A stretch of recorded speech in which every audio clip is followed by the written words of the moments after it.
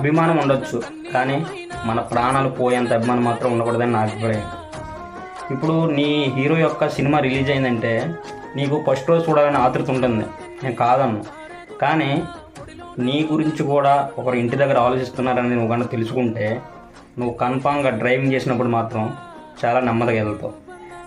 తణుకులో కానీ అలాగే భీమూరులో కానీ సలార్ సినిమా చూస్తూ ఇద్దరు వ్యక్తులు మృతి చెందడం జరిగింది.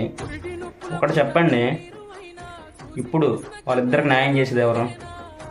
నువ్వు ఎంతో అభిమానిస్తున్నా నీ హీరోలు నీకు వచ్చి ఇప్పుడు న్యాయం చేస్తారా?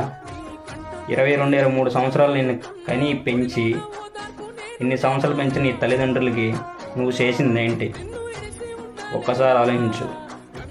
అభిమానం ఉండొచ్చు, కానీ మన ప్రాణాలు తీసుకున్నంత అభిమానం మాత్రం ఎవరి మీద కూడా ఉండకూడదు. దయచేసి ఇది అర్థం చేసుకుంటారని కోరుకుంటూ జై హింద్.